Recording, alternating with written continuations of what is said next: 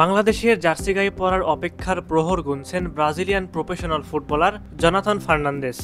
Bangladesh football দলের number 9 সংকট দূর করতে জোনাথন ফার্নান্দেস হতে পারেন ভালো অপশন। বাংলাদেশের ঘরোয়া ফুটবলের বেশ পরিচিত মুখ জোনাথন। আজ থেকে প্রায় 5 বছর আগে বাংলাদেশে আসেন তিনি। বসুন্ধরা কিংসের হয়ে ফরওয়ার্ড হিসেবে আস্থার প্রতিদান নিয়মিত দিচ্ছেন জোনাথন।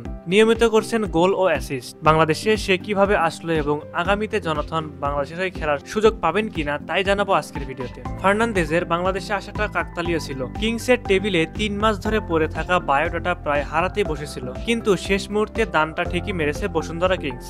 আর তাতেই রবসন রবিনিওর পর নিশ্চিত হয় জোনাথন ফার্নান্দেসের ফুটবলীয় ভবিষ্যৎ। ব্রাজিলিয়ান টপ লিগে খেলা এই প্লে মেকারের দক্ষতা মুগ্ধ করেছে ম্যানেজমেন্টকে। 2015 সাল থেকে তিনি খেলতেন বোটাফেগোর হয়ে। চড়া পারিশ্রমিকে তাকে দলে ভিড়িয়েছিল বসুন্ধরা কিংস। তার সঙ্গে একই ক্লাবে খেলতেন রবসন রবিনিও। রবসন বাংলাদেশ জাতীয় দলে খেলার জন্য আগ্রহ প্রকাশ করেছিল, কিন্তু বাংলাদেশ ফুটবল ফেডারেশন রবসনকে নিয়ে তেমন কোনো কাজই করেনি, যার কারণে হাজারো ব্যথা বুকে নিয়ে গত বছর নিজ দেশ ব্রাজিলে ফিরে যান তিনি। তবে এবার জোনাথনকে হারাতে চায় না Bangladesh football federation. Jonathan Fernandes Bashundhara কিংসের একজন ফুটবলার। তিনি অ্যাটাকিং মিডফিল্ড এবং ফরওয়ার্ড হিসেবে খেলেন। বসুন্ধরা কিংসে নিয়মিত গোল করেন তিনি। তার গোল, ফিনিশিং এবং খেলার ধরন একদম আলাদা। বডি ফিটনেস ভালো হওয়ায় ফিনিশিং টাচে বাড়তি সুবিধা পান তিনি।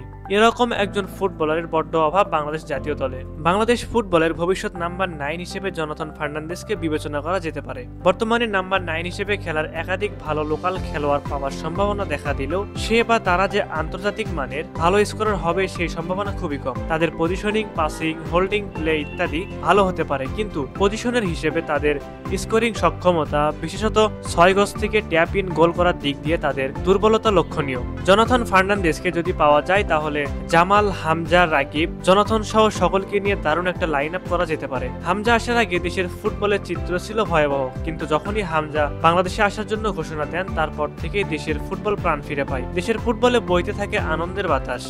বাংলাদেশ জাতীয় দলের শক্তিমত্তায়ও এখন আগের চেয়ে অনেক বেশি দেখা যাচ্ছে। চলতি মাসে ভারতের বিপক্ষে এশিয়ান কাপের বাছাইয়ে গুরুত্বপূর্ণ ম্যাচে মাঠে নামবে বাংলাদেশ। সুতরাং বলাই যায় বাংলাদেশের নাম্বার 9 এর সমাধান হতে পারেন জোনাথন ফার্নান্দেস। সুপ্রিয় দর্শক, আপনাদের কাছে কি মনে হয়, জোনাথন ফার্নান্দেসকে কি জাতীয় দলে দেখা সম্ভব? অবশ্যই আপনারা সেই বিষয়ে আপনাদের মূল্যবান মতামতটি আমাদের কমেন্ট করে জানাতে ভুলবেন না।